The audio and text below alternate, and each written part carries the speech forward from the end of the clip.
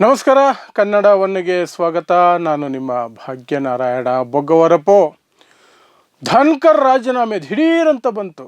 ನೀವು ರಾಜೀನಾಮೆ ಕೊಡ್ತೀರಾ ಇಲ್ಲ ನಾವೇ ಹೊರದಬ್ಬಗಬೇಕಾ, ನಿಮ್ಮ ಮೇಲೆ ಅವಿಶ್ವಾಸ ನಿರ್ಣಯ ಮಂಡಿಸಬೇಕಾ ಅಂತ ಕೇಳಲಾಯಿತು ಅನ್ನುವಂತಹ ಸುದ್ದಿಗಳು ಬರ್ತಾ ಇದೆ. ಅದೇ ರೀತಿ ಸುಮಾರು ಜನ ಇದೇ ರೀತಿ ರಾಜೀನಾಮೆ ಕೊಡುವಂತಹ ರಾಜೀನಾಮೆ ಪರ್ವ ಆರಂಭ ಆಗುತ್ತೆ ಅಂತ ಹೇಳಲಾಗ್ತಿದೆ. ಆ ಪಟ್ಟಿಯಲ್ಲಿ ಉತ್ತರ ಪ್ರದೇಶದ ಮುಖ್ಯಮಂತ್ರಿ ಯೋಗಿ ಆದಿತ್ಯನಾಥ್ ಹೆಸರು ಇದೆ. ಮೊನ್ನೆ ದೆಹಲಿಗೆ ಕರೆಸ್ಕೊಂಡು ಯೋಗಿ ಆದಿತ್ಯನಾಥ್ ಅವರಿಗೆ ಮೋದಿ ಅವರು ಅಲ್ಟಿಮೇಟಮ್ ಕೊಟ್ಟಿದ್ದಾರೆ ಅಂತ ಹೇಳಲಾಗ್ತಿದೆ.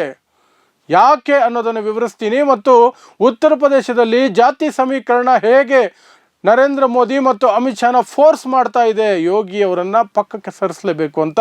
ಮತ್ತು ಅಮಿತ್ ಶಾ ಈ ಕನಸನ್ನು ಸುಮಾರು 4-5 ವರ್ಷಗಳಿಂದ ಕಾಣ್ತಿದ್ದಾರೆ. ಅಮಿತ್ ಶಾಗೆ ಯೋಗಿ ಆದಿತ್ಯನಾಥ್ ಸಿ ಎಮ್ ಆಗಿರೋದು ಸುತ್ತರಾಮ್ ಇಷ್ಟ ಇಲ್ಲ. ಸಿ ಎಮ್ ಆದಿತ್ಯನಾಥನ್ನು ಪಕ್ಕಕ್ಕೆ ಸರಿಸಿ ಕೇಂದ್ರದಲ್ಲಿ ಮಂತ್ರಿ ಆದಿತ್ಯನಾಥ್ ಮಾಡಬೇಕು ಅನ್ನೋದು ಅಮಿತ್ ಶಾ ಲೆಕ್ಕಾಚಾರ. ಸೊ ಏನಿದು ಜಾತಿ ಲೆಕ್ಕಾಚಾರ ಮತ್ತು ಧನ್ಕರ್ ರೀತಿಯಲ್ಲಿಯೇ ರಾಜೀನಾಮೆ ಕೊಡಬೇಕಾದಂತಹ ಪರಿಸ್ಥಿತಿ ಯೋಗಿ ಆದಿತ್ಯನಾಥ್ಗೆ ಯಾಕೆ ಬರಬಹುದು ಅಂತ ಏನು ವಿಶ್ಲೇಷಣೆ ಅನ್ನೋದನ್ನು ನೋಡೋಣ. ಸೊ ನಿಮಗೆಲ್ಲ ಗೊತ್ತಿರೋ ಹಾಗೆ 2024 ಲೋಕಸಭಾ ಚುನಾವಣೆಯಲ್ಲಿ ದೇಶದ ಅತಿ ದೊಡ್ಡ ರಾಜ್ಯ ಯಾವ ಲೆಕ್ಕದಲ್ಲಿ, ಸೀಟುಗಳ ಲೆಕ್ಕದಲ್ಲಿ, ಲೋಕಸಭಾ ಸೀಟುಗಳು 80 ಸೀಟ್ ಇದೆ ಉತ್ತರ ಪ್ರದೇಶದಲ್ಲಿ.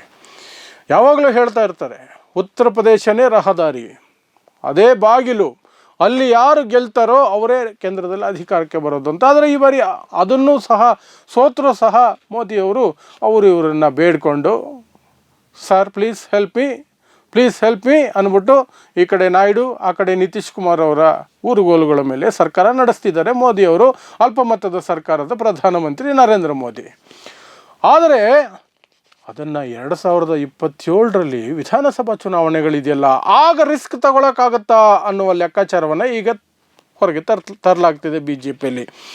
ಏನು 2024 ಏನಾಯಿತು, ವಿಪಕ್ಷ ಅದರಲ್ಲೂ ವಿಶೇಷವಾಗಿ ಅಖಿಲೇಶ್ ಯಾದವ್, ಇಂಡಿಯಾ ಬ್ಲಾಕ್ನ ಉತ್ತರ ಪ್ರದೇಶದ ಮೇಜರ್ ಪ್ಲೇಯರ್ ಅಖಿಲೇಶ್ ಯಾದವ್ ಒಂದು ಫಾರ್ಮುಲಾ ಬಹಳ ವರ್ಷಗಳಿಂದ ತರ್ತಿದ್ರು. ಅದನ್ನು ಕಳೆದ ಬಾರಿ ಬಹಳ ಸ್ಟ್ರಾಂಗಾಗಿ ತಂದರು. PDA ಅಂತ, ಪಿಚಡ ದಲಿತ್ ಅಲ್ಪಸಂಖ್ಯಾತ ಅಂತ, ಹಿಂದುಳಿದ ದಲಿತರು ಮತ್ತು ಅಲ್ಪಸಂಖ್ಯಾತರು, ಈ 3 ಜನರನ್ನು ಒಂದು ವೇದಿಕೆಗೆ ತಗೊಂಬಂದು ಒಂದು ಅಂಬ್ರೆಲಾ ಕೆಳಗಡೆ ತಗೊಂಬಂದು ಅವರನ್ನು ತಮ್ಮ ಓಟಾಗಿ ಪರಿವರ್ತಿಸ್ಕೊಳ್ಳೋದ್ರಲ್ಲಿ ಅಖಿಲೇಶ್ ಯಾದವ್ ಸಫಲರಾದರು 2024 ಲೋಕಸಭಾ ಚುನಾವಣೆಯಲ್ಲಿ. ಹಾಗಾಗಿ ಅವರು ಇಂಡಿಯಾ ಮೈತ್ರಿಕೂಟ 80ರಲ್ಲಿ 43 ಸೀಟ್ ಗೆಲ್ಲೋದಕ್ಕೆ ಸಾಧ್ಯ ಆಯಿತು.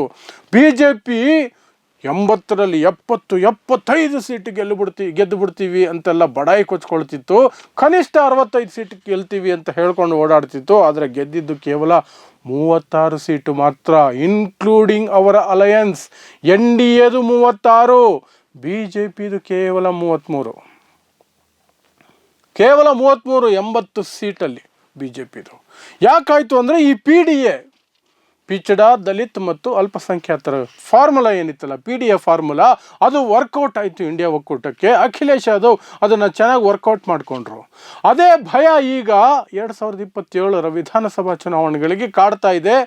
ಯಾಕೆ ಅಂದರೆ ಬರ್ತಾ ಮೋದಿಯವರ ವರ್ಚಸ್ಸು ಕುಗ್ಗುತ್ತಾ ಇದೆ.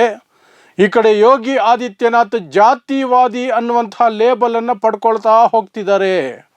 ಅದು ದೊಡ್ಡ ಸಮಸ್ಯೆ. ಅಮಿತ್ ಶಾ ಆ ಕಾರಣಕ್ಕಾಗಿಯೇ ಕಳೆದ 5 ವರ್ಷದಿಂದ ಪ್ರಯತ್ನ ಮಾಡ್ತಿರೋದು ಆದಿತ್ಯನಾಥ್ನ ಪಕ್ಕಕ್ಕೆ ಸರಿಸಬೇಕು ಅಂತ. ಏನದು ಜಾತಿ ಲೆಕ್ಕಾಚಾರ ಆಟ ಯೋಗಿ ಆದಿತ್ಯನಾಥ್ ಆಡ್ತಿರೋದು ಅಂದರೆ, ಅವರು ಠಾಕೂರ್ ಸಮುದಾಯದಿಂದ ಬರುವಂತಹ ವ್ಯಕ್ತಿ. ನೀವು ಯಾವುದೇ ಸರ್ಕಾರಿ ಅಧಿಕಾರಿ ಅಥವಾ ದೊಡ್ಡ ಕಚೇರಿಗಳಿಗೆ ಹೋಗಿ ಅಲ್ಲಿರುವಂತಹ ಉನ್ನತ ಹುದ್ದೆಯ ಅಧಿಕಾರಿಗಳು ಠಾಕೂರ್ಗಳಾಗಿರ್ತಾರೆ. ಒಂದು ಪೊಲೀಸ್ ಸ್ಟೇಷನ್ಗೆ ಹೋಗಿ ಇನ್ಸ್ಪೆಕ್ಟರ್ ಲೆವೆಲ್ ಅದಕ್ಕೆ ಮೇಲಿರೋರೆಲ್ಲ ಠಾಕೂರ್ ಆಗಿರ್ತಾರೆ. ಒಂದು ತಹಸೀಲ್ದಾರ್ ಆಫೀಸ್ಗೆ ಹೋಗಿ ಅಧಿಕಾರಿಗಳಲ್ಲಿ ದೊಡ್ಡ ಅಧಿಕಾರಿಗಳೆಲ್ಲ ಠಾಕೂರ್ ಆಗಿರ್ತಾರೆ, ತಹಸೀಲ್ದಾರ್ ಠಾಕೂರ್ ಆಗಿರ್ತಾರೆ, DC ಗಳ ಅಪಾಯಿಂಟ್ಮೆಂಟ್ ಠಾಕೂರ್ ಆಗಿರ್ತಾರೆ. ಠಾಕೂರ್ ಆದಿತ್ಯನಾಥ್ ಹಿಂದುತ್ವ ಅಂತ ಹೇಳ್ತಿದ್ರು ಸಹ ಆದಿತ್ಯನಾಥ್ಗೆ ಬ್ರಾಹ್ಮಣ ಸಮುದಾಯವನ್ನು ಕಂಡ್ರೆ ಆಗಲ್ಲ, ಅವರಿಗೆ ಪ್ರಾಶಸ್ತ್ಯ ಕೊಡೋದೇ ಇಲ್ಲ. ಪ್ಲಸ್ ಠಾಕೂರನ್ನು ಮಾತ್ರ ಬೆಳೆಸುವಂತಹ ಪ್ರಯತ್ನ, ಅದನ್ನೇ ಮುಂದಿಟ್ಕೊಂಡು ಅಖಿಲೇಶ್ ಯಾದವ್ ಈಗ PDAಯನ್ನು ಇನ್ನಷ್ಟು ಸ್ಟ್ರಾಂಗ್ ಮಾಡಬೇಕು. ಈ 3 ಸಮುದಾಯಗಳು ನನ್ನ ಜೊತೆ ಇದ್ದರೆ ಸಾಕು, ಹಿಂದುಳಿದವರು, ದಲಿತರು, ಮತ್ತು ಅಲ್ಪಸಂಖ್ಯಾತರು 82% ಆಗ್ತಾರೆ ಅವರು ಇಡೀ ಉತ್ತರ ಪ್ರದೇಶದಲ್ಲಿ.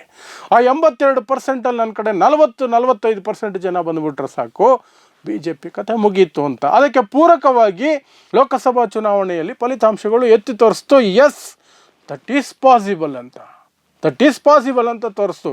ಹಾಗಾಗಿ ಈಗ ಲೆಕ್ಕಾಚಾರಗಳು ಶುರುವಾಗಿರೋದು. ಧನ್ಕರ್ ರೀತಿಯಲ್ಲಿ ಆದಿತ್ಯನಾಥ್ ಸಹ ದಿಢೀರಂತ ಒಂದು ರಾತ್ರೋರಾತ್ರಿ ಒಂದು ರಾಜೀನಾಮೆ ಕೊಡುವಂತಹ ಸನ್ನಿವೇಶ ಕ್ರಿಯೇಟ್ ಮಾಡಬೇಕು. ಇಲ್ಲದೆ ಹೋದರೆ 2027 ಚುನಾವಣೆಯಲ್ಲಿ ನಾವು ಗೆಲ್ಲೋದಕ್ಕಾಗೋದಿಲ್ಲ ಅನ್ನುವ ಲೆಕ್ಕಾಚಾರಕ್ಕೆ ಅಥವಾ ತೀರ್ಮಾನಕ್ಕೆ ಮೋದಿ ಮತ್ತು ಅಮಿತ್ ಶಾ ಬಂದಿದ್ದಾರೆ. ಅಮಿತ್ ಶಾಗೆ ಬೇರೆ ಕಾರಣಗಳಿದೆ.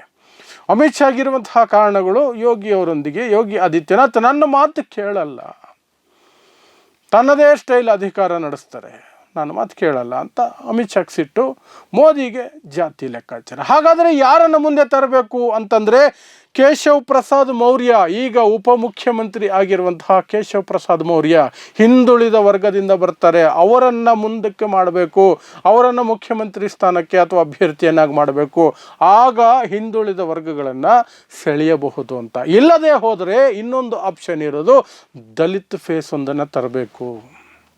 ಹೇಗೂ ಮಾಯಾವತಿ ಸಂಪೂರ್ಣವಾಗಿ ತಮ್ಮ ವೋಟ್ ಬೇಸನ್ನು ಕಳ್ಕೊಂಬಿಟ್ಟಿದ್ದಾರೆ. ಆ ವೋಟ್ ಬೇಸನ್ನು SP ಸಮಾಜವಾದಿ ಪಕ್ಷ ಅಖಿಲೇಶ್ ಯಾದವ್ ಸೆಳ್ಕೊಳ್ತಾ ಇದ್ದಾರೆ.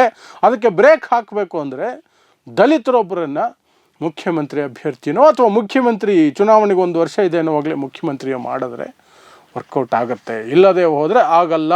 ಹಿಂದುತ್ವದ ಹೆಸರಿನಲ್ಲಿ 2024 ಲೋಕಸಭಾ ಚುನಾವಣೆಯಲ್ಲಿ ಫಲ ಸಿಗಲಿಲ್ಲ, ಇನ್ಕ್ಲೂಡಿಂಗ್ ಅಯೋಧ್ಯೆಯಲ್ಲಿ BJP ಸೋತೋಯ್ತು.